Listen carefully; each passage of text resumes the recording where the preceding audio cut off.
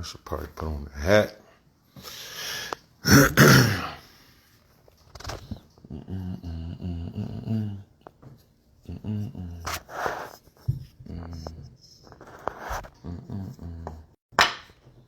What up, bro? What's going on? What's happening? What's happening? Welcome to the IG version of 12 Faces of Sober Speaks podcast. Yeah. Dog, we need to do this. We need to do the radio thing, dog. Stop playing with me. Hey, let's do this. Come on, man. You know, we can be sober sober and sober too or something. I don't know. Yo, what up, sober slogans? You ready to jump on in? Or you want to wait a little bit? All right.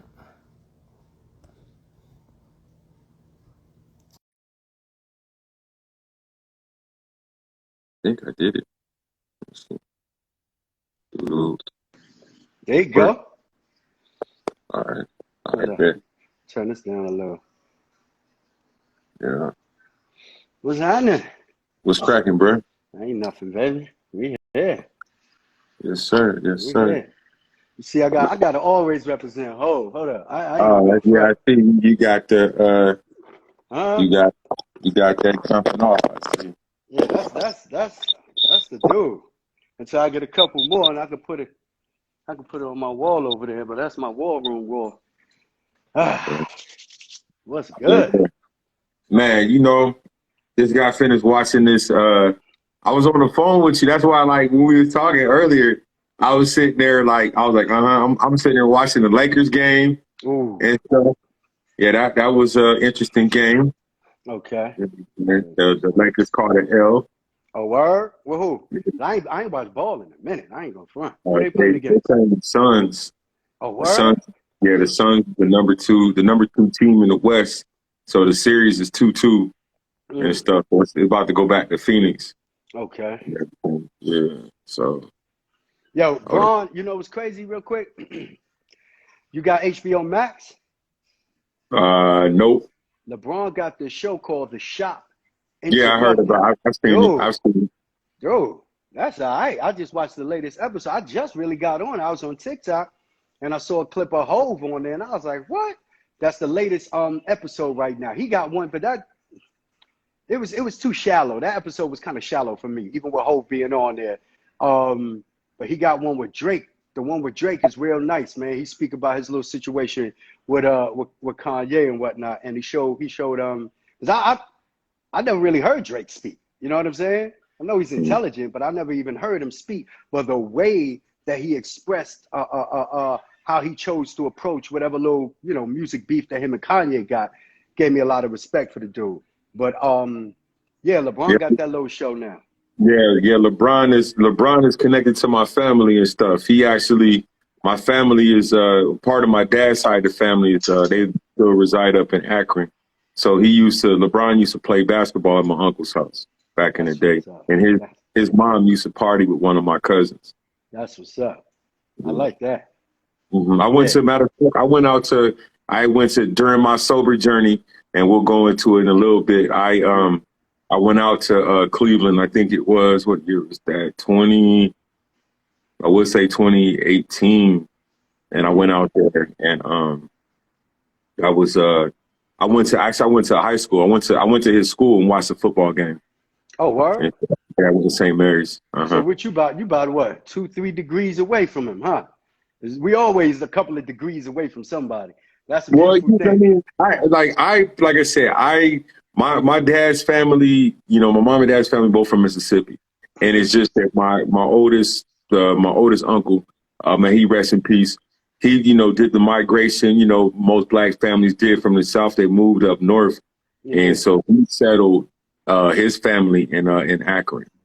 Okay. And when I went out there, that's when they were kind of schooling me on it, because I didn't really know too much about my dad's older brother, because he was at least a good 20, maybe 25 years older than my dad. So it wasn't one of those things where, I remember him calling But other than that, it wasn't, too much more as far as like me. I think I met him or seen him once before he passed. I think it was right before I joined the Army. So like in '09, I went out there. I remember it was for the All-Star weekend.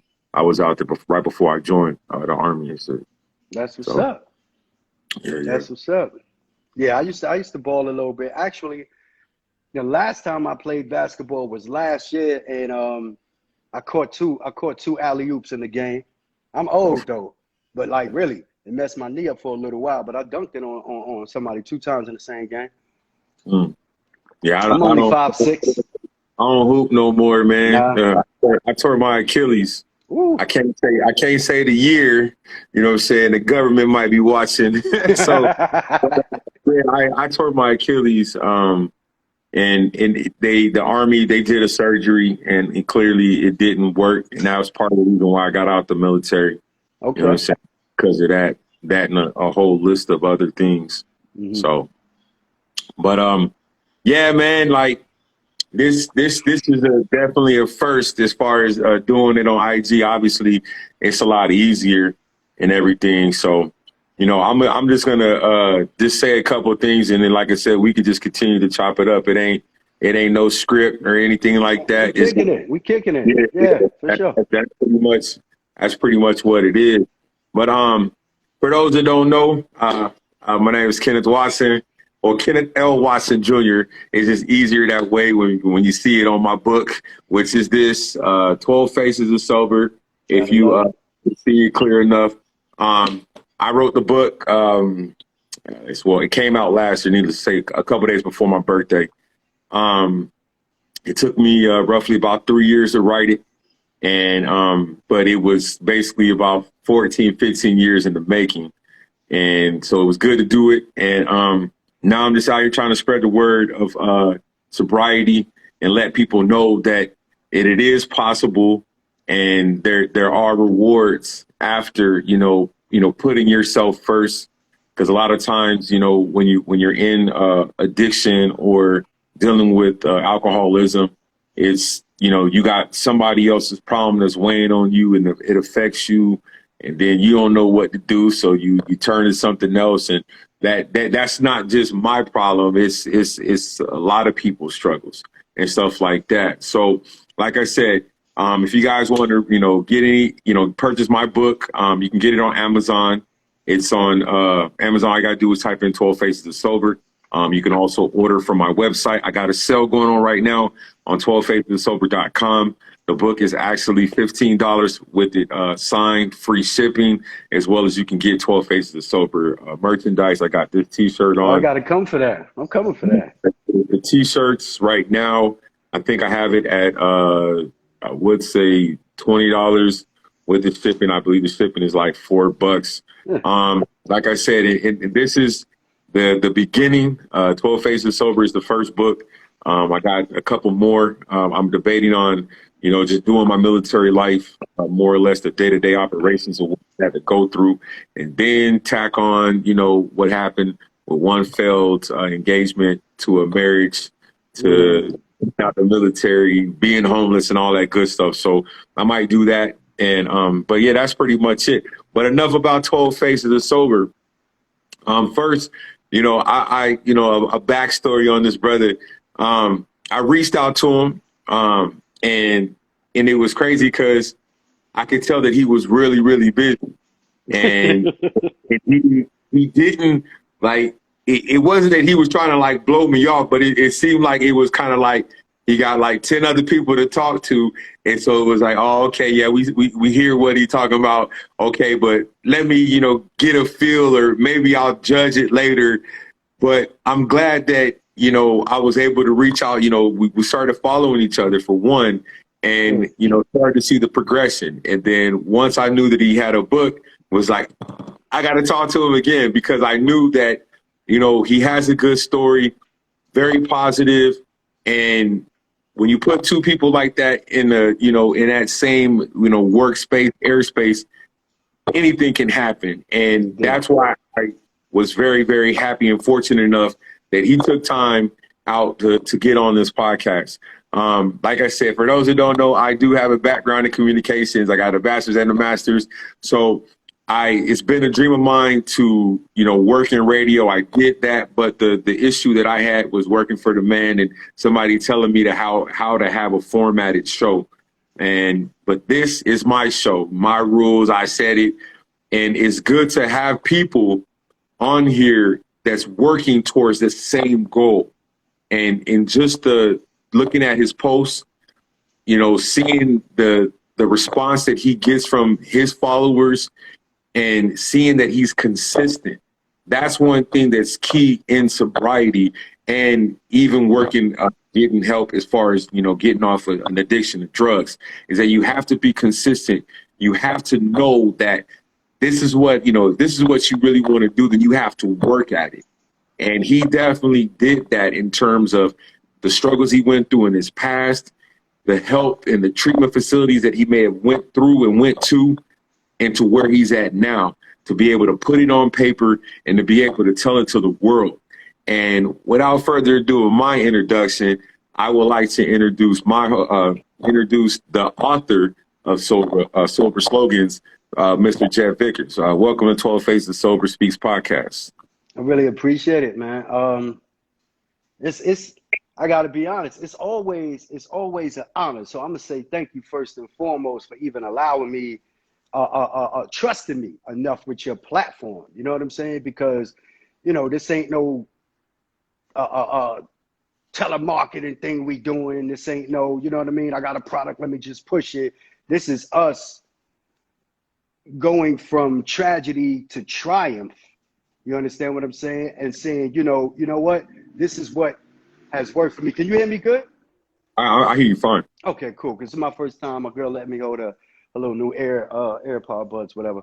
But, it's a beautiful thing where it's like, you have a platform, you engage with your people deal with you and allow you to come into their space because they trust the message that you're consistently giving them, which is your story from tragedy to triumph. And in turn, you believe that I'm genuine, which I definitely am. So you're allowing me that opportunity to speak to your people on your platform. So anyone who does that for me, I understand that it's about trusting whether I'm genuine or not. And I just want to give you the respect and say thank you for that. And I mean that, from the bottom of my heart, because it's not a game. We talking about, speaking to people so that they can level up. I don't say that I'm trying to save lives, okay? But what I'm trying to do is just be a tool in someone's toolbox on their road to sobriety, and that's why I am consistent with my message. Like the book is doing well, you know what I'm saying? The book is doing well, and that's a blessed thing. That shows me that I was able to take my pain and my backstory and deliver it to people who can relate to it. And it's relatable to enough people where they like, yo, I got my book, get yours. I got my book, get yours. And that's a beautiful thing. But that's the only thing that I'm here for, to be honest with you, is to sit back and say, yo, if you struggling, maybe you want to, check this out right here. It worked for me. And I know what kind of crackhead I was. We already spoke, so I don't sugarcoat nothing. I ain't gonna use profanity, but I don't sugarcoat nothing. I was a straight fiend. I was a crackhead, bro. You know what I'm saying? I was a straight crackhead. I was a dude that would light up in the middle of the street, broad daylight. The only time I tucked my pipe is if children was around or cops. You know what I'm saying? And a lot of times I would literally smoke while the cops was literally right across the street. They knew me well. They knew me well, and it's a beautiful thing now because I lived my addiction on my sleeve and still had crazy respect out there in them streets, especially with these crazy young boys. Let's just keep it 100. You know what I'm saying? Let's keep it 100. There was very few situations that I was in where, they tried to chump me because I was smoking. They was just like, yo, the OG going through something right now. But we see what kind of dude he is if he ain't on this thing right here, and I lived my addiction quite loud. So why wouldn't I live my sobriety louder? Why wouldn't I live recovery louder? You know, and if I'm going to live it louder for me, okay, that means talking to other people about my story. The same way when I was in the streets, you know how I go. When I was in the streets, I see somebody, you know, they doing the same thing I'm doing. I'm like, come on, let's collaborate. We ain't got to get into the particulars. You know how that go. You know what I'm saying? And the more times that you visit the same area consistently, those people that's doing the same things that you doing on both sides of the coin, they going to know who you are, right? It's the same thing in recovery. I'm hitting these meetings consistently. I'm meeting more people that's in recovery, you know, that's living a life of sobriety. And they like, all right, you know, this guy's true in what he's, you know, what he's talking about. He's true in the way that he's living. He's true in his message. That's the only thing I'm here for, bro. Because I'll tell you, and I heard it going to the rooms, heard it for years, whatever, before I caught the message. But a lot of people used to say over and over, if I could get clean, I know you could get clean. Any of y'all sitting out there could get. Now I'm saying it. Now I really understand it. Like, seriously, if I could get clean, I don't care what nobody, and everybody has their own story. You understand what I'm saying? I'm not comparing my story, but I'm just saying for myself, if I can get clean, knowing the despair, okay, that I dealt with for 30 odd years, I just believe anybody can do it, bro. But see, the thing, because like I'm glad we having this talk, because like the very first time that I myself was in treatment was it was 2008, and I had a run-in with the police in Phoenix, and I ended up leaving Phoenix and went to Minnesota, and I did a rehab. Big shouts out to North Point on the North Point on the north side of Minneapolis, right off of Broadway, and just like you said, you hear people say that, like, you know, I got sober, but I guess for me it was like I wasn't ready to get sober. So regardless of if you were telling me that, it's still like you had to be ready. You had to be, you know, ready to embrace that or be ready to make that change. And if you're not ready, you're going to be a repeat offender, and you're going to be coming in and out of these places instead of being a one and done, or a couple of times and done. For me, it took, I think it was 3 rehab facilities and a homeless shelter before I said enough was enough. You know what I'm saying? Like I said, some people don't get that opportunity and chance. Yeah. Well, when I first even came across NA and AA, that was in 92. And that was because I was on parole. I did from 90 to 92. I was on parole, and because it was a drug beef, obviously, to follow up, you know, it's to make a certain amount of meetings, pardon me. You know, and that was the first time I came across it. And to be honest, for the whole 90s, the only time I even dealt with NA or AA is because it was court mandated. Other than that, you know, I was getting high. You get to a point where I'm just like, you know what, F parole. I'm back out here in these streets. You know, so of course I wasn't, you know, dealing with NA or AA at the time and whatnot. But shout out to my brother's keeper that's down here in Morrow. My brother's keeper and my sister's keeper that's down here in Morrow, Georgia. And shout out to the Paula Crane Enrichment Center. Yo, dude, I love them people. Like, my brother and my sister's keeper is where we lived at. You know what I mean? And the enrichment center is where we went as far as our work, you know, is concerned. And those people, and I was there, you know, last year. You know, some beautiful people, man. I'm not even going front, man. They have what they call a peer support delivery. And the reason why it's peer support is because everyone that's teaching you got 20 years. 18, 30 years. You know what I'm saying? And that spoke to me. You know, that really spoke to me. And I was like, because I wrote this book as soon as I got out there. As soon as I got out there, you know what I'm saying? I was standoffish. You know, I'm from up top. I'm from the Bronx. You know what I'm saying? And you know, I ain't with bullshit. You know what I mean? Just keeping it 100. I know that a lot of people were in the program because they were court mandated or they were doing it, you know, to appease somebody. I was there because I checked myself in. Mm-hmm. I got out the psych unit, tried to go back to the shelter that I was in the year before, but I was like a month early. So my counselor at the shelter, shout out to Must Ministries. My counselor at Must Ministries literally paid out his pocket for Uber for me to go to I think it's Sober Living of America. Okay. But I had to leave there because they were getting high. So it was a situation where you go there, you check in, you know, you go, they immediately put you to work through a temp agency. They house you, you know, you can get the free food, you know, like on the weekends or something like that. But the first week that you're there, they already charged you, so you in debt. Mm. So when you get your first check, you always catching up.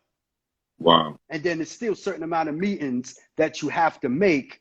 So you can't even like really be like, you know what, I'm gonna do 60 hours, I'm gonna do 80 hours so I could get out of debt. So they like, nah, you gotta work through the temp agency that we have a relationship with. Wow. Until you show us that you can work by yourself. I'm working by myself regardless. But the thing is, they provided transportation for you to get to these places where they had relationships. So we know the game. You know what I'm saying? No, it was a kickback situation. Their hand was everywhere. Yeah, bruh, I had Weird. to leave. I had to leave because people were getting high. Oh yeah. Dude. And trust me, I know about that. That was my first experience in treatment in Minneapolis. And I was there. And this is one of the questions I'm going to ask in just a second. But the same thing. I was there. I think it might have been New Year's, and the guy he was mandated by the courts, and his excuse was that he just got out and he hadn't done like he hadn't been like he hadn't smoked in a while or something. So he just had to do it. He was stressed out. And I'm like, in any other place, you would send somebody home, but they let him stay in. And I was they just wanted like, that money. They wanted that money. You know what I mean? I know in my situation, let me not speak to his situation, but 9 times out of 10, if you have rules and it's so-called treatment environment and they break the rules, you got to ask yourself, you know what I mean? If the majority of the people are still staying there even after they break the rules, why?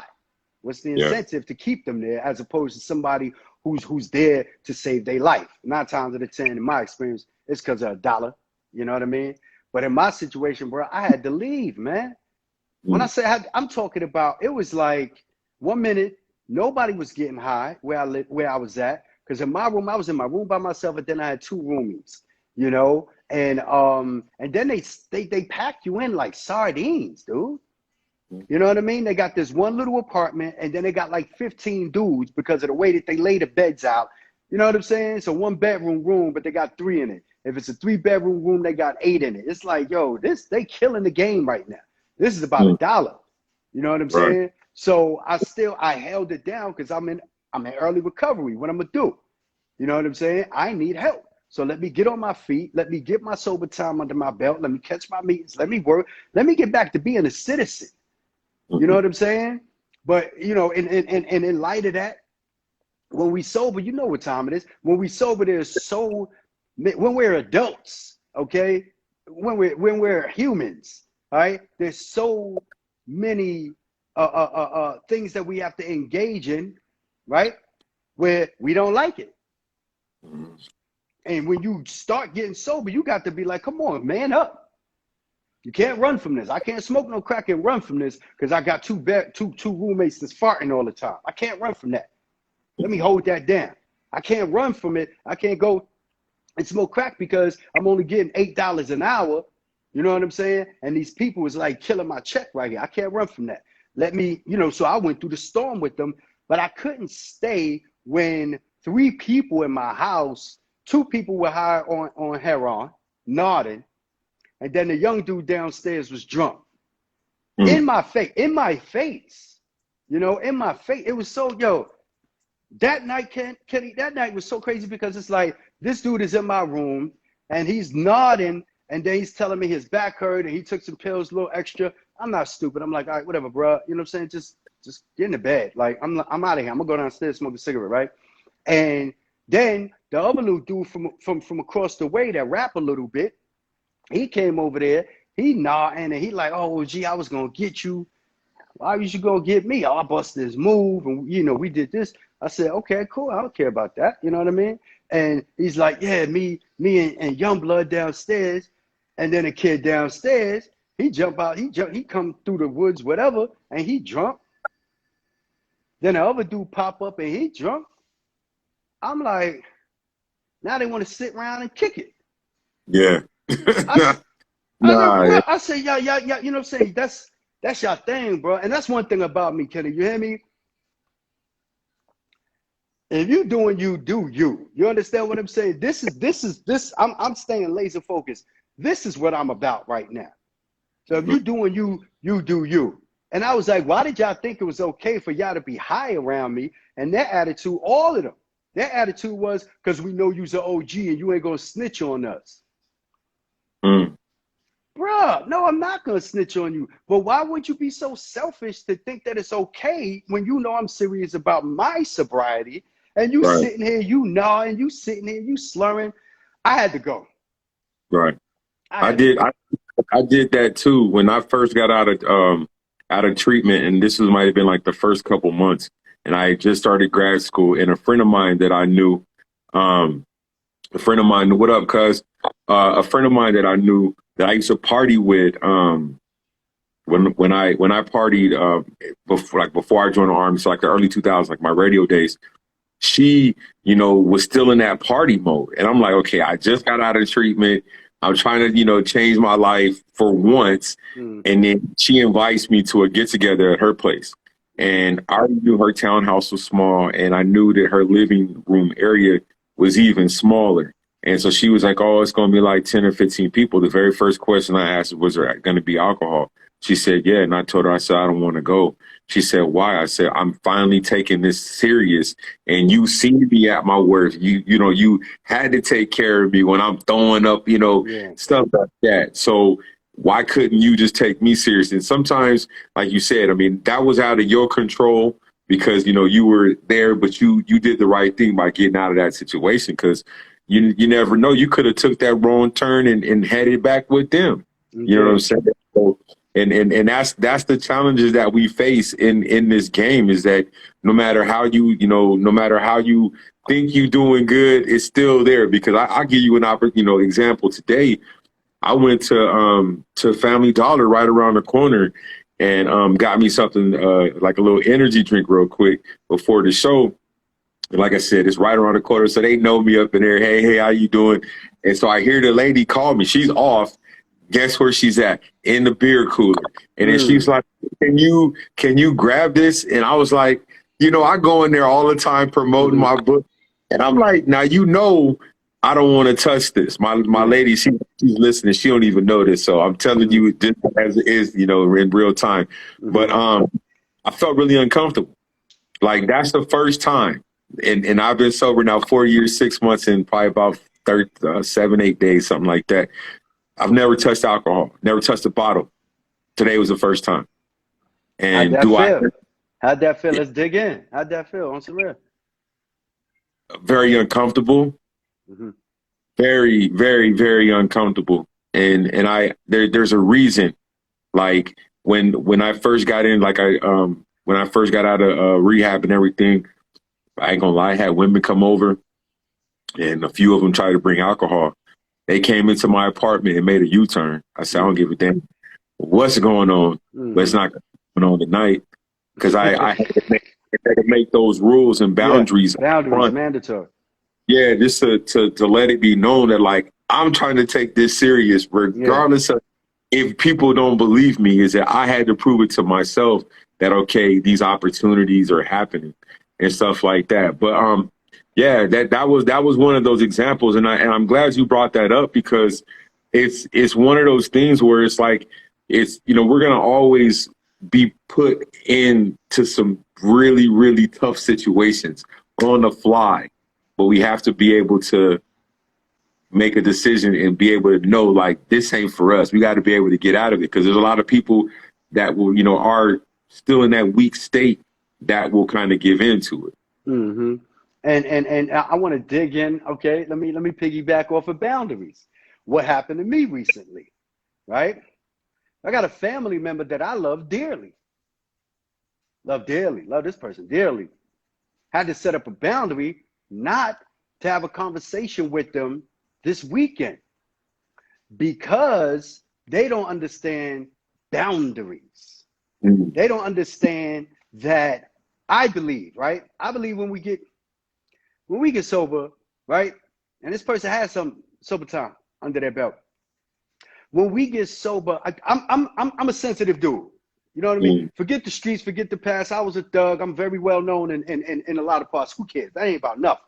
You know what I'm saying? My thuggery and my get high thuggery, none of that mean nothing. Like seriously, I'm a sensitive person. I'm human, bruh. Mhm. You understand what I'm saying? I'm human, bro. I can hear a person's story and dig in and really relate to people. You understand? Because I allow myself to be open to what's going on with them. Right? I said that to say, if we both in recovery, there's just certain things that I won't do to you because I know. Right? So I had to put up a boundary and not speak, to someone in my family this weekend because they have a tendency to bring a certain amount of energy at me when I really don't need it. There's times I can deal with it. There's times I can't, Mhm. you know? So this weekend, last night I had a meeting, I joined the AA group and whatnot. One of the sisters that I met online invited me, to the group and whatnot. She happened to purchase the book, whatever, not whatever like that, but, that was a beautiful thing. And she said, this is what I'm doing with AA. And I was like, shoot, I didn't have a meeting for like a week, you know what I mean? Or a little bit more. And I love my Zoom meetings, whether they're NA or AA, so this person wanted to have a conversation with me. Last conversation we just had, they presented a certain amount of energy, whereas to me, I believe that they should have missed me with that. Mhm. So I had to put up a boundary because I was like, look, I got an AA meeting Saturday. I got a podcast Sunday. We'll talk Monday. Because I don't want to expose myself to that level of energy that'll take me off path. I don't like being mad. Mhm. You know what I'm saying? I really don't. I'm happy. I don't like being mad. I don't have a problem with me and you kicking it. You know what I'm saying? And we vibing and whatnot. But I'm not going to expose myself to you consistently if when I get off the phone, I'm either sad or I'm mad, especially when I got something going on. That just don't make sense, right? It's like having an argument with your girl, having a big conversation with your girl before the job interview. It's like, who does that? Like, you know what I'm saying? You shaking the dice on the opportunities because so I just said all that to say, I do understand boundaries today as opposed to when I was in active addiction. When I was in active addiction, I didn't understand boundaries as far as me thinking of other people and understanding those boundaries because I was hyper focused on getting high. Now that Mhm. I'm sober, it's extremely important for me to understand boundaries, especially if I'm dealing with people who are also sober. That's just important to me, bro. That's just important, bro. And so, and so, do you have a sponsor, or at some point in I don't okay, currently, no, I don't currently have a sponsor. I'll be interviewing sponsors in the near future. I mean sometimes you got that. I mean, you I mean that. wrong. Like, go ahead. No, I said there's nothing wrong with that because this is going to be somebody that you want Yeah. to confide, you want to confide your personal business in, like you said, your emotions, your feelings, and all that. So yeah, it's nothing wrong with having an I just interview. don't. Yeah, I don't want to sound like that. You know what I'm saying? But like keeping it 100 with you, I'm dead serious. Like I'm not the guy who is getting interviewed by the sponsor, and I'm not doing an interview as well. That don't make sense to me. You know what I'm saying? But I meant that, in a joking way, but dead serious. I'm going to be interviewing sponsors soon. I'm Mhm. going to be dealing with somebody. I'm kind of leaning towards somebody who's a mindset coach. He's in Mhm. sobriety as well, but he's also a mindset coach. So establishing a relationship with him, if possible, I'll get, bang for my buck twice, to be honest. Okay. Yeah, for sure. Yeah, mine is a an older lady. She's in her 80s, and she's been riding with me. Like I said, I've been working on trying to get sober, honestly, since 2008, and Okay. she's been in my corner. Like I said, every time I would get in trouble, I go back to Minnesota, and so I went to, big shouts out to Cottage Grove, or they closed it down, but the AA, the only AA they had in Cottage Grove. And she was leading some of the meetings. And so despite the fact that, like I mentioned earlier, that I wasn't ready to stop drinking, I went ahead and, still went to the meetings. And I'm not going to lie, I would lead the meetings, and there was a liquor store on the way home. And because I said before, I wasn't ready. I wasn't ready to really embrace it. But I know that when I came back to Minnesota in 2016, I was like, yeah, okay, enough of me ignoring all these good, positive people. Now I'm going to finally listen. Yeah. And I'm going to tell you that it's been nothing but good things. And I would just say that, like, having a good sponsor is key. And I'm going to tell you, she's probably, I think, like 80, I think she just turned 83. And she will blow me up. And when she's on her way, as far as text messages, she will, say, and it seems like she always knows, without me even saying, hey, I'm having a really messed up day. She always knows when to text me. And it seems like I'm always struggling. So that's the kind of person. Beautiful. That's beautiful, man. Seriously. Somebody actually knows, okay, yeah, he might be a little off on something. Let me check on him.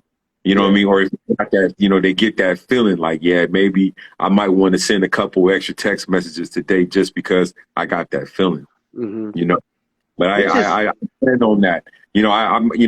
This is another one. I'm glad we're talking about this.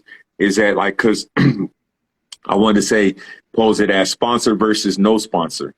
AA versus not going to AA, because I'm gonna be real. Like, despite the fact that I have a sponsor, despite the fact that, I truly only went to AA in Minnesota, it's kind of like going to church. Like, once you get comfortable in one church, you don't want to go to another one. And me, it was like, I learned a few things, but I felt like because I went to treatment so many times and heard some of the same stuff, it was like, okay, let me shape and mold it into what's going to work for me this time. Yeah, of course. It's your life, bro. Yeah, because like I said, because you mentioned in there where it's like, when you're in rehab and you're in these groups, and they have all these role plays. Okay, it's like, okay, you hear those, you've been here enough to know, like, all right, you already know, like, you can this just like they want you to, but are you really going to apply this to your life? You know what I'm saying? And I guess this last time I had to take it serious. You know what I'm saying? And I wanted to ask you. We talked about this on the phone a little while ago, but the importance of having good people in your life, that support system, and if you don't mind touching on that. I know that your lady, your queen is right there. She's over there on her phone, yeah. Oh, okay. And I like that, because it's the same way. I put like this. I told my lady earlier that our stories are pretty similar, very, very similar. That's why you got to read my book. I got you, bro. I got you. It's key to have a strong woman behind you that understands that, okay, this is. Give me one sec. I'm sorry, Ken. Go ahead. Hey, can I get some water, please? Thank you. I'm sorry. Are you good? I saw you with your jug. I was sipping on some coffee, which I shouldn't have did anyway, but it's too late for that. I need my water. Yeah. But go ahead. I'm listening, brother. It's important. It's definitely important. The luxury too. My lady, she does not drink, and that makes it that much easier for me to keep the sobriety going. But so how is that with you in terms of your support system? How important is that to you? That's paramount, bruh. It's all right. So it's like, I look at it like, I know what I'm about. I know where I'm going. I know the man that I am becoming, because that's who I want to become. So I set intention on who it is that I want to become. outside of me, the closest person to me, they have to mirror that, bro. And I don't mean every single nuance. You understand what I'm saying? But the big picture is I'm living a life of sobriety. So for me, it don't make sense for me to deal with somebody who's not. You know what I'm saying? It's just, I mean, keeping it as simple as possible. It doesn't make sense for me. Now, second best, if it ain't somebody who's living a life of sobriety, is someone who has never been an addict. That's second best. Third best would be someone who partakes occasionally. You know what I'm saying? It's like, you know, because I tend to, you know, think things through in everything that I do, especially a life partner. You know what I'm saying? Especially a life partner. It makes sense to sit there, be able to roll over, right? Because I told you on the phone, all right? As far as the nightmares are concerned, I don't know when the last time I had a nightmare. It wasn't too long ago, though, you know, but she could relate to me waking up in the middle of the night screaming because my brain pulled forth a memory from 20 odd years ago. You understand what I'm saying? Ain't nothing happening right now, but it's an old memory for whatever reason, I don't know. You know what I mean? But while I'm sleeping, sometimes I have old dreams. You know what I mean? I never have dreams where I'm, not anymore, where I'm about to get high and I'm scared. That's another kind of dream. You know what I mean? But I like the fact that I don't have to be embarrassed because I'm still going through that process of the nightmares. That wasn't too long ago. I honestly think it was probably less than a month ago. And I don't have to be embarrassed. You know what I'm saying? Where it's like, I got to explain myself and, you know, she won't understand it. You know, not saying that she suffers from them, but anybody who has been an active addict for a long time, when they start getting sober, the subconscious, you know, tries to come forth in one way, you know, or another. To be honest with you, it has to. The brain is a computer. You're not doing something anymore. If you did something consistently for years, it's going to reach forth and bring that to light, even if you don't consciously act on it anymore. You know what I'm saying? It's still a program based on that cycle of thought behavior. So it's a cycle. So, you know, it's going to happen. So maybe she had nightmares before, maybe she didn't, but she could relate when I talk to her about it. And that might sound like, oh, that ain't the biggest thing. But honestly, that was the biggest thing for me, because I'm embarrassed about my nightmares. You know, when I was in treatment facility, you know, you in treatment with everybody else, so they already know what the nightmares is about. You know what I'm saying? And it was like, okay, I ain't got to be embarrassed and explain myself to this roommate who I woke up in the middle of the night because of the nightmare. But how does that look if I'm with a woman? You know, that's like, and again, that's just my experience. It's just so important to me. Something simple like that, for me, it's extremely important. But getting back to the bigger question at hand, bro, I can't explain the level of camaraderie that I have with her because we're both in sobriety. It's different. It's other. You understand what I'm saying? I don't have to, like, you know, we have conversations like mug, don't get me wrong, but I don't have to feel a certain kind of way because I went through something, or I'm not doing something that's so-called socially acceptable, but I can't do it. But this non-addict girlfriend of mine does that all the time. Now we have to have a big conversation. You know what I'm saying? Yeah. I ain't got to worry about that. I'm not even gonna lie to you. Like, when, you know, and I ran into that problem, you know, early in sobriety, and as they say, and I will say it right now, please, if you are early in sobriety, do not date the first year. Do not. You know what I'm saying? Like, run. You know, now if you feel like you need to do okay, but don't get serious in a situation. And I thought that it would be hard, you know what I'm saying? Because like I said, when I first got sober, I was in the early stages of putting together my divorce. And I was more or less yearning for just the companionship. And, you know, like I said, I made exceptions to the rule. You know what I'm saying? Some people came over, might have reeked of alcohol.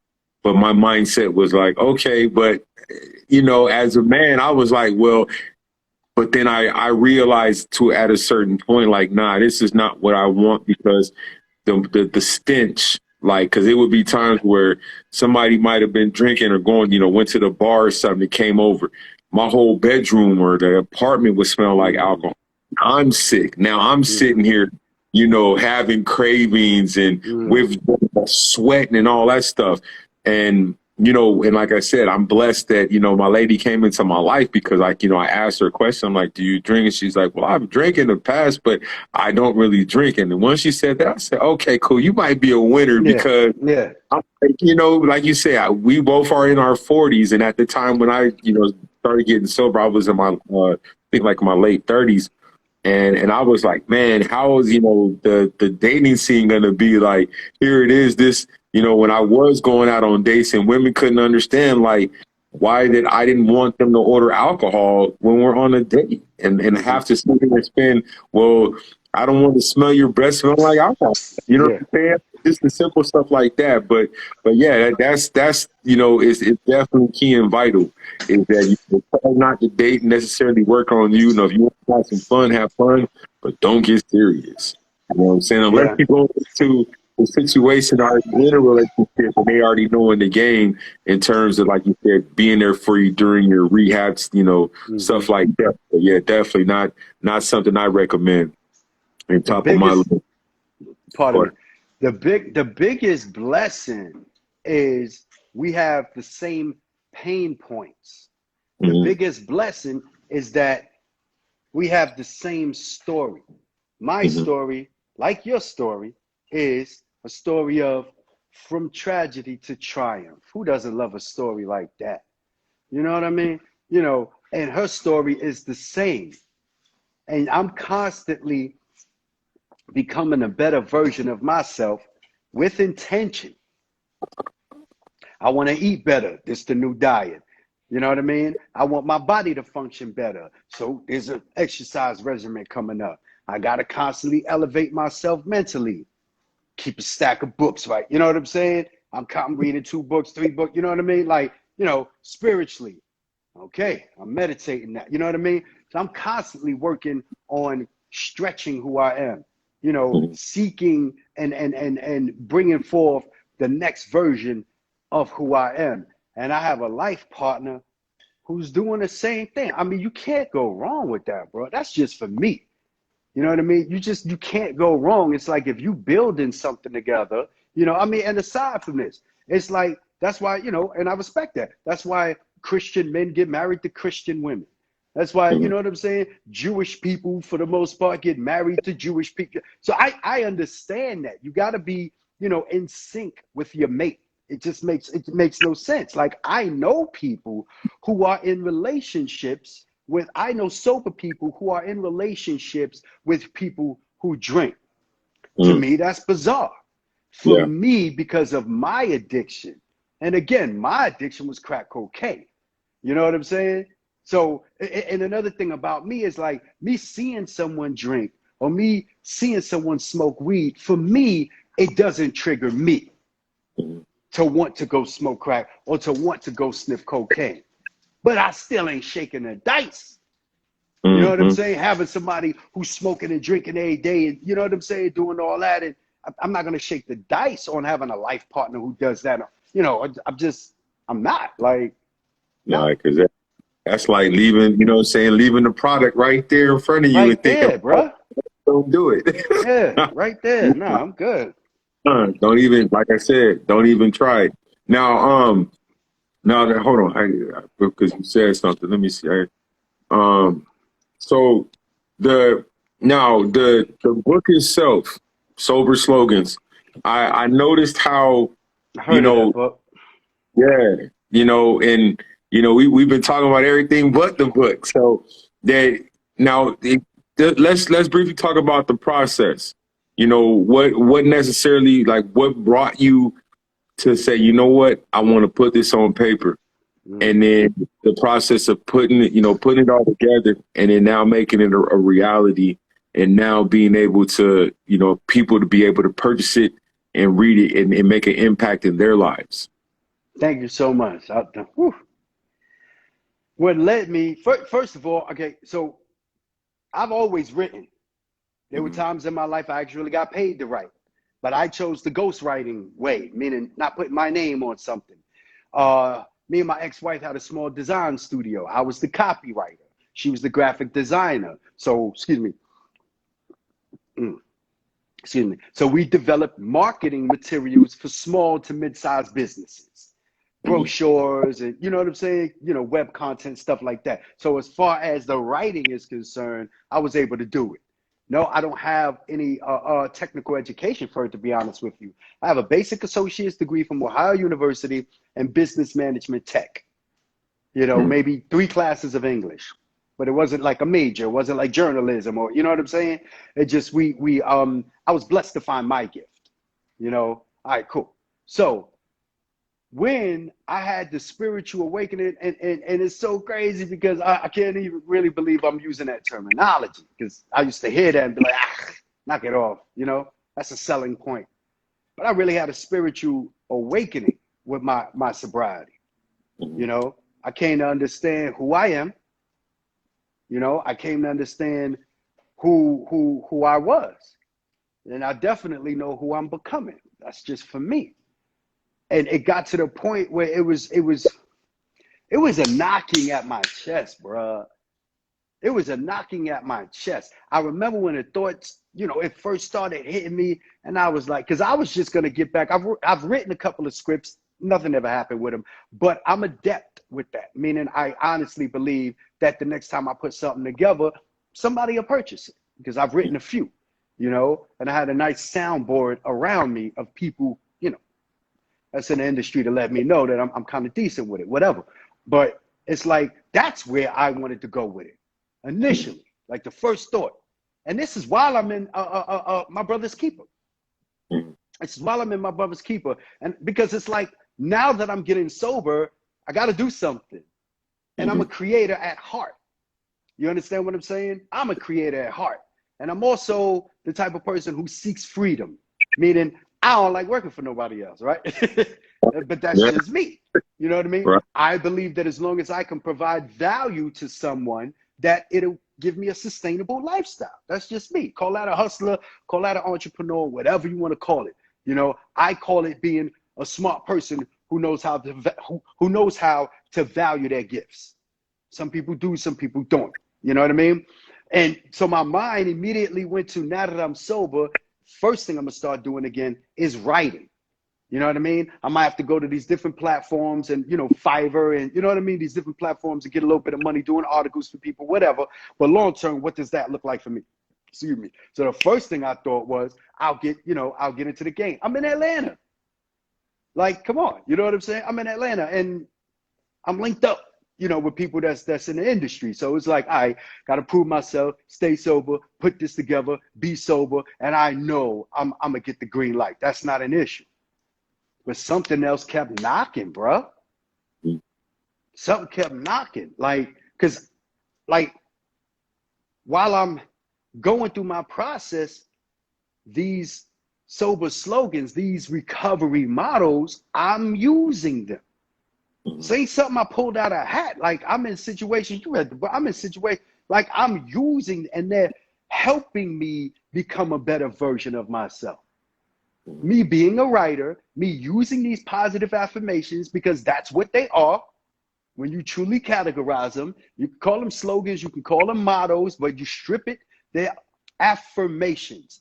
They're positive affirmations that I say to myself, oh, you're beautiful. You are beautiful. Jeffrey, you are beautiful. Jeffrey, you are intelligent. Jeffrey, you are creative. Jeffrey, you are a child of God. Jeffrey, you are a great writer. Jeffrey, you are a 3-time best-selling author. Jeffrey, one day at a time. Jeffrey, principles before. So it got to the point where I'm in situations and these recovery models are coming to me to shape my mentality and my behavior in real life situations. You understand what I'm saying? And I'm like, maybe I should write about that, because it was just prevalent. It just kept popping up. Because I'm in an environment where I'm dealing with people whose they're court mandated.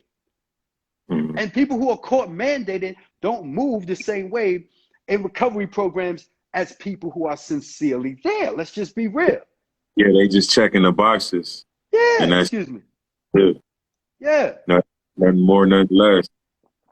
So while I'm in a lot of these situations, and even in my brother's keeper, you had dudes that was tipping out. It wasn't flagrant like when I was in Sober Living of America, the place that I had to leave, because I left there. Then I had to check myself into man, I forgot the name of it, but it's like a 10-day clinic, and the clinic is what got me to my brother's keeper. Okay. You know what I'm saying? So I just got out of a situation where people were getting high. I don't want to leave my brother's keeper now, but they're not flagrant with it. But I know, dude, you know what I'm saying? He a little tipsy. I know this dude tipping out. You know what I mean? But I'm just like, I can't run. 6-month program. I'm staying here and I'm getting on my feet. So while I'm in situations where, you know, I'm dealing with these kinds of people who have not had that spiritual awakening of sobriety, I am telling myself, okay, keep coming back. I'm looking at the dude, but in my head, I'm like, keep coming back. Because the old me would have, you know, reacted differently, right? So I have to reframe the way that I think, which, you know, subsequently changes the way that I behave in these situations. So these were the recovery models that I was drilling myself with in most situations. So then when I came up with the concept of the book, because it kept knocking on my chest, like, yo, how many other people are in real life situations that probably don't have a tool right then and there? Because I was in Paula Crane Enrichment Center, and you know what that's about, right? They provide you with these tools to help you. Any rehab facility, their job, and I speak about that lightly in the book, their job is to pound you with as much information. They over-educate you so that you can grasp something, so that when you leave that, you can work with something. So they're giving you different tools and they hitting you in the head, and it's over information so that they can penetrate the way that you've been thinking so you can grasp onto something. So I'm in that environment. I'm practicing these recovery models while I'm back at the house and even there. And I was like, it just makes sense. How many other people are in this situation? Maybe this could be a tool. And it's intrinsic within our culture. These are slogans. I didn't come up with them. These are slogans and these are models that they say in the rooms. I said, but I've never seen a book about them. I've never seen a book about them. I didn't do no research, market research. It wasn't a business move. You know what I'm saying? It wasn't none of that. I was just like, I know I've never seen a book. How would I have responded to a book like this? If I went in an NA meeting and they were doing a step meeting one day and then they would do a book discussion about a book like this, how would I respond? Because we're hearing keep coming back, but what is that like? What does it really mean? 90 meetings in 90 days. I understand that you telling me that, man, but I'm in early recovery. I'm kind of understanding, but what is it? What does it really mean? Principles before personalities. Like, what? What is that about? I'm hearing people say it when they speaking, but I'm in early recovery. How does that relate to me? How can I use that tool in real life? Forget all that other stuff. You know what I'm saying? I need something that, you know, I can use in real life. And I just had to like really like think it through and be like, I honestly think that people that's in early recovery, if I can put something together and they walk away with one, if I could break down my spiritual journey with this recovery model and they can relate to this recovery model, maybe they'll take that, right? And it'll be a part of their early toolbox. You know, without getting into the science about, you know, retraining in the mind and the left brain and the right brain. I know a little bit about that. I ain't even really come at it from that perspective. Let's keep it 100. My major, because I have 3 markets as far as the book is concerned. The primary market is the newcomer. Secondary market is for people who have time like you. You have more time than I do, to be honest with you. And then the third market is treatment facilities, which really goes back to either the newcomer or the chronic relapser. And the chronic relapser is still a newcomer. Right. You know what I'm saying? So my big market, honestly, is the newcomer. Like, yo, here's 7 models. You're gonna hear them if you're in sobriety, NAAA, whatever, because those kind of go, Pretty you know, much the same. yeah, you know what I mean? You're gonna hear something like this, and maybe of these 7 that I'm speaking about, you could just grab one, dude. You could grab one when you're going through something and you feeling that anxiety, or you in a situation, somebody getting on your nerves, or you ain't got nothing on your hands and your brain's starting to go there. Yeah, you could, keep coming back. I'm stressed out right now. I really want to go get high. Girlfriend acting crazy. Keep coming back. What does that mean to me? Keep coming back. I got 6 days clean. I got to keep coming back. Right now, I'm coming back to the reality of what it is that I really want to accomplish, which is sobriety. I'm going to sleep really upset. I might wake up tomorrow and I know the guys, it's Memorial Day weekend, and I'm gonna be at the party and whatnot. Everybody else gonna be drinking. While I'm there, what can I do? What can I say to myself? While I'm there, I'm probably anxious. Keep coming back. I'm just saying it in my head. I'm getting through. Keep coming back. You know what I'm saying? It's real life situations that perhaps if you grasp onto something, and it'll give you life, bro. Look, my lady here doing marketing, talking about purchase the book on Amazon. Oh, that's your baby. I kind of cause she was popping in and out. Thank you, sis. Thank you, sis. Yeah, like I said, you could definitely snatch up sober slogans on Amazon. My bad. And then you said yeah, my bad. But right here. Can I do that? Yeah, go ahead. Yeah, that's what you got to do. Like I said, it's bad about Instagram because everything is turned around. I wish you could see it when it turned the right way, but that's all good. So let me ask you this. Did you find like, I know that when I was in treatment in 2014, we had to do like a storyboard, and it was like the left side of the board was like all these activities of what you did when you were drinking or in the drugs, and then can you carry some of them same activities or do them without being sober? That I had to create a whole second side because everything that I did involved alcohol. You know what I'm saying? And so I guess my question to you is that what were some changes that you had to make? The whole people, places, and things. Once you actually got sober, and to make and was it difficult, or did you add on some new things to your list? I noticed that you guys like to travel. Was that something that you looked at doing during the time you were kind of going through, your dark period, or that's just something that you enjoy doing, period, and now it's even better to enjoy, not with a substance in your body? Thank you for that. The traveling part, the beauty about that is I ain't never been nowhere. Okay. All right, straight up. I ain't never been nowhere. I did from 90 to 92 in prison, from 93 to 96 in prison, from 2008 from 99 to 2008 in prison, and then for like 7 years I was abstinent because I had, the 2 kids and the Christian life, and that's when I had the little business with my ex-wife. Abstinent. Notice I said abstinent. I was abstinent, and then something, occurred that dealing with my ex-wife and my babies that hit my brain, and it started me on a 5-year binge. So I ain't never traveled nowhere. Did I ever want to travel? Heck yeah. I just so happened to be with my life partner who loves traveling, and we're sober. So we're gonna travel. We get ready to go somewhere soon. Like, you know what I mean? Heck yeah. It's about the human experience. I like different geology. I like being in different places. You know what I'm saying? I want to visit, places where there's sand at. I want to visit Africa. I want to know, you know what I mean? Hey, so yeah. That was my first trip. What? My first trip was to South Africa. Wow. It was because I told you, like, as soon as I got out of treatment, I went straight to grad school.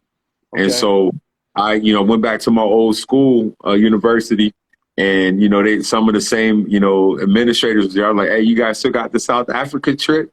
They were like, "Yeah." I said, "Sign me up." And when I say a free trip, yeah, free trip. Studied at Wow. North University. It was dope. It was really Mm. dope. I definitely want to go back. I don't know if I'll be able to, fork over the money, but the Mhm. VA paid for it. But let me tell you, it's definitely worth it. I highly recommend it. And that's one thing that I've added to my list, because I was just talking to my lady about it earlier. I think it was either today or yesterday. The fact that when I was really heavy into drinking and in my marriage as well, like, I didn't go anywhere. It was like, go Mhm. to and go back to North Carolina. I mean, well, I'm sorry, go back to El Paso, or when I Mhm. was living in North Carolina, it was like Phoenix, and that was it.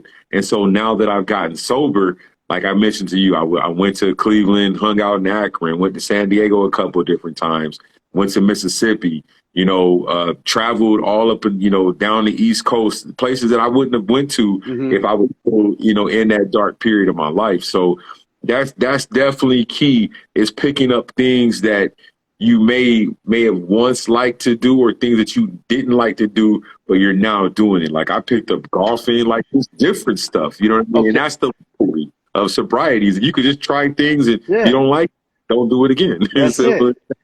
So Yeah. I got a quick story. I don't know why I didn't like go straight there, but my girl kind of broke up right now, man. Mhm. The ankle is messed up. The wrist is messed up. The elbow is messed up. When we were on vacation just now, I've never done zip lining. She was scared to do zip line. I'm not scared of heights, Mhm. right? I'm from the projects, and that might Mhm. sound crazy, right? But seriously, we used to sit. I'll be on, 26th floor on the roof, like, oh, that ain't about nothing. I'm not scared of heights. But I've always wanted to do zip lining. I've always wanted to do, the hiking, the zip lining, you know what I'm saying? All that, that's coming. So when we went on, when we went on vacation just now, that was one of the activities. So while we're scheduling it, she's like, I want to go zip lining. I'm scared to death, but I want to go zip lining. Mhm. We went zip lining. She got broke up. We had water activities, I think, lined up the next day or maybe the next day after, but we were there for a couple of more days after that. We couldn't participate in the subsequent activities because of, her being broke up. And she was like, oh, I feel so bad. I was like, you my hero right now, dude. What are you talking about? You faced your fear. Mhm. First of all, it's a memory we're always going to have because, and it wasn't planned. We went, it was a 9-day vacation. And the very first day that we went on vacation was my 9-month celebration. We went for Okay. 9 days. So that was my 9-month celebration. It was our first vacation together. We went zip lining. That was the first time I did any of those activities. I don't know, can't remember if she did, a few of those, but I think she did. My first time, man, I did archery. She beat me in that. Um, I saw that too. yeah, I saw. she beat me. She beat me in archery with the 3D course. With the straight up course, I did better than her. I definitely wiped her when it came to When you guys uh, do uh the axe throwing, then you guys I was do about the. to say that. Yeah, you saw that clip, the tomahawk throwing? Mm-hmm. Yeah, I was nice with the tomahawk throwing. Um and what else? The air gun. Oh, she blazed me. We Mm. gotta get, I think we have to get the don't we have the things in the car still? So we can hang, we're gonna frame them up. She got a shot. Mm. Like the young guys say, I got a shooter on my side. She got a shot, bruh. Mine's is like, this is the bullseye. Mine's is all over here on the left. This is the bullseye. She's all up in there. Yeah, I can't wait to frame that. Yeah, she's nice. Yeah. But long story short, go ahead. Yeah, she need to take some notes, because my 5 year is coming up in November, and I want something real big. You know what I'm saying? I want to go to Cali. That's Mm. the, you know what I'm saying? Especially I want to go to a Chargers game, so she can go ahead and plan that trip now. Shoot, 'cause it's tough, for real. But yeah, man, like, I want, before we get up off of here, man, like, and that's what I like to do before my shows, is to have the conversation. And, I kind of get into a mode, and I'm like, okay, I got questions. And the crazy part about it is that I ain't even really go through the questions. But I'm just curious, as you're in this this sober journey, you know, the representation of us, you know, people of color, you know, how, you know, what are your thoughts on it? And, you know, like I said, this is our opinion. So it doesn't, you know, it doesn't really matter much. Well, it matters. You have to but, specify the question. Specify that.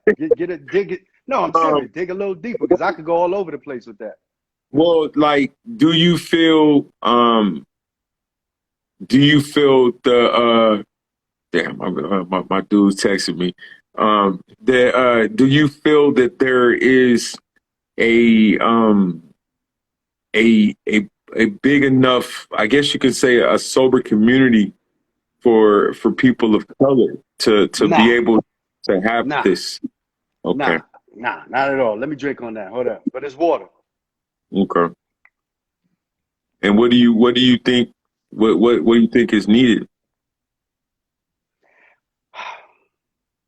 I don't see a lot of us.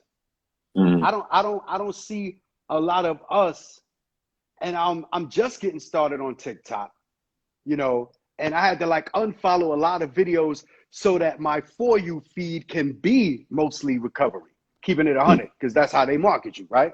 You know, all the other kind of videos, the dancing videos and the music videos. I'm unfollowing.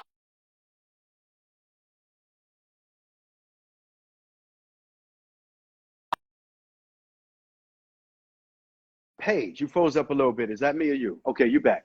All right. That was me. So My bad, okay. my bad. So did you miss anything? It was only a second or two. No, I missed it. I was trying to multitask. I told you I was messing around with this Instagram stuff. It's all good. But It's go all ahead. good. So long story short, the answer is definitely a no for me from what I'm seeing so far on IG. Mhm. You know, and it's tiers to this, and I'm Mhm. learning that. You know, I have less than 1,000 followers, right? Mhm. I have some people who are slowly, you know, getting my content and reaching out to me. So I believe that when I get exposed to that level, like up Mhm. here, maybe I'll see more of us there. I Right. don't know. I don't go out and look for people and follow them. I don't have time for that, to be honest with you. When I first got on the platform, of course I did. You know what I mean? But now that I'm doing my thing and trying to push my message, they're gonna come to me. It's just gonna happen. You understand what I'm saying? And that is what's happening. But still, overwhelmingly, the people who I follow and the people who follow me are, because again, I got a business degree, right? First of all, it's just human nature to see, you know, who you're dealing with, and then dealing with business, I understand demographics. So the demographics is it's Caucasian people, right? Predominantly white people who follow me and that I follow, and of those white people, it's predominantly white women. Mhm. Predominantly white women between the ages of 25 and 50. Mhm. Like, and this is without looking at the creator portal on IG analytics, bro. I know who I'm touching, and I know who's receiving it. You understand what I'm saying? Now, IG, I just got on. My numbers are dismal. Like, excuse me, on TikTok. You know, what I'm hoping to see, and then Facebook, I'm joining groups now. And even within those groups, it's the same thing. I'm in like 5 groups on Facebook, you know, and our people, they ain't showing up unless Yeah. they got some group over there that I don't know about. You know, Yeah. being Yeah, honest, unless there's like a dark side. Yeah. In the sober groups that I'm a part of, from on Facebook, from time to time, you know, it's sporadic, you know, in terms of you know, seeing somebody, you know, if they're posting their sober anniversary or they're struggling, you know, for that particular day. It's a very small percentage, and I would probably say it's less than 2 or 3%, if 1 or 2%, if that. And the reason why, you know, I brought it up is because somebody asked me that question. I was interviewed last week, And when she asked me, I was like, no. And I didn't even have to Yeah, think about it because yeah. it was like, Where we at? Hmm. yeah. And let me make And I, this qualifying. Allow me to make this qualifying statement, right? Everybody out there, y'all need to know, about me. I'm West Indian. I am Jamaican. I am Trini, and I'm white. Right? I'm gonna get my DNA so I can get all of that together. So please don't think that the conversation that we're having, it's like, it ain't even like that. For African American people, because even though I'm black. All right. For African American people, for those who don't have, solid relationships with people of our community, especially black men. Okay. mhm. It is extremely important that every room that we walk in, that we naturally analyze if we see ourselves, because white people typically don't have to worry about that. You know what I Right. mean? So I needed to like break that down. I love all people. I'm part white. My youngest son is literally blonde with blue eyes. So, don't think it's a disparity going on. We're having a conversation, to find out where our people are, why they aren't here, and what it is that we can possibly do to usher them in. I need to clarify that. And then another thing too is that, in our community, mental health is a very, it's not a discussion that's really talked about in a That's lot of another homes. thing. That's another Yeah. thing. And so it's, growing up and I'm starting, I learned that I had mental health issues as I got into my 30s, despite the fact that I had all kind of stuff. Like I said, I was just expressing to my lady about some stuff that happened when I was 15, and the fact that like I was playing all these different sports. And because of the fact that my parents were going through what they were going through as far as separation and whatever, it took it out of me to even want to play sports, despite the fact that I'm very, very good. And, it happens. It happens to the best of us. You know what I mean? In that And this case, but mental health, is this still Mental Health Awareness Month? yeah, Yeah, and then wait, yeah. And then I think next month is, PTSD awareness or something like that. definitely understand that. And I just barely found out that it was. And I had been meaning to make a video, but I'm like, man, the month is over. If I had known that, I would have been, that would have been definitely a topic of a lot of videos of mine, because it's not something that's talked about. You know what I mean? And in ways that, in our community, we don't have access to all those good medical. You know what I mean? We're barely lucky to get, something for a cold, if that, you know what I mean? Yeah. Compared to being able to pay for it to go see a therapist. It was unheard of for me to go see a therapist, despite the fact that, saying not have, me living in a house with no power and burning candles. You know what I mean? Like, you don't understand. Like, I'm thinking this is the norm. You know what I mean? Exactly. So, you don't know anything different. Exactly. Definitely. And my lady's doing my work again. But follow 12 Pieces of Sober, as well as follow Sober Footprints. I don't brother, want this to be a one-off, bro. This can't be a one-off, bro. We gonna vibe.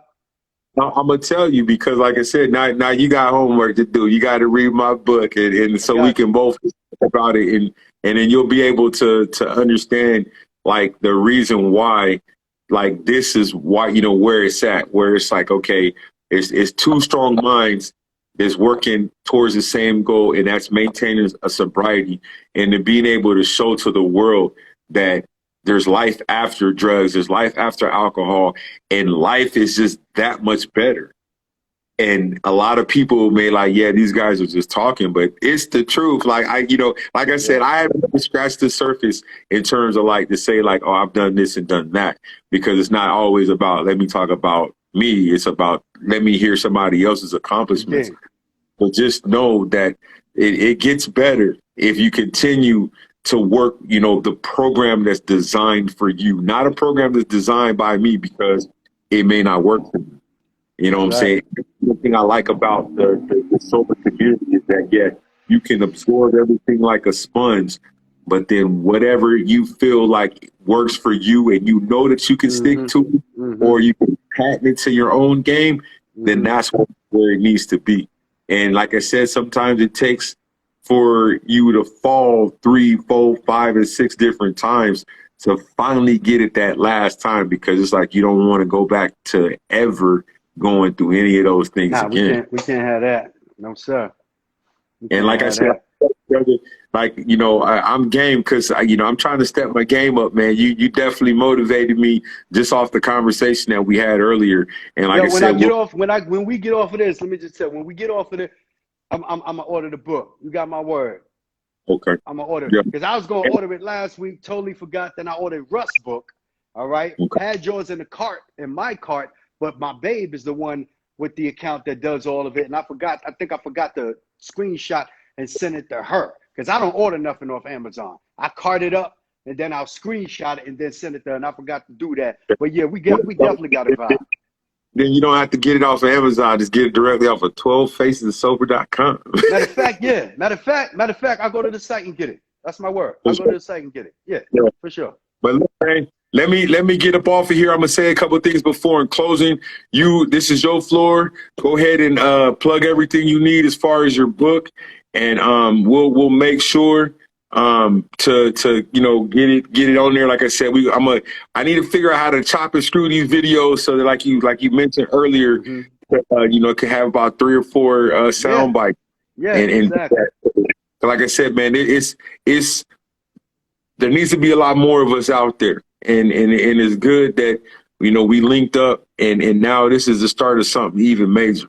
So Oh yeah, it's only we definitely here. like best, you know, and like I said, I'm proud of you, and Thank you, support. I support brothers doing good things, and that's why, like I said, as soon as I saw what you had going on, I was like, nah, like I'm not gonna, you know, pass this up, because there are some that I'm like, nah, you know, might have to wait a little bit longer to make contact with them, because it, you know, don't sound too if it's legit or not. But I knew from the first conversation, like, yeah, you a solid dude. And my wife, I'm sorry, my lady, I said my wife, soon to be wife, you know what I'm saying? Yeah, like she knows that I don't really deal with a lot of people, and for me to bring people into my world like this, it speaks volumes. So, and that, like you said, man, it salute to you, man. Like it's good. I want to be around the sober community, and I also want to be around good, sober minded people, and you're definitely one of them. And like I said, I look forward to more conversations. I look forward to the other books that you have in store. And, you know, like I said, coming on my podcast and being able to share your testimony, your examples, and how much you can honestly help people.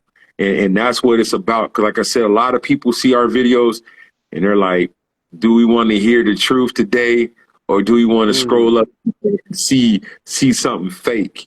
And that's the thing, because, you know, like I made a post and I wanted to say, like, how do you guys feel this weekend? Are you waking up with a hangover?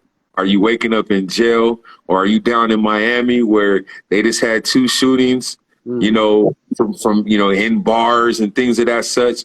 Or are you at home being safe? You know what I'm saying? Not making those decisions that you may have once made in the past.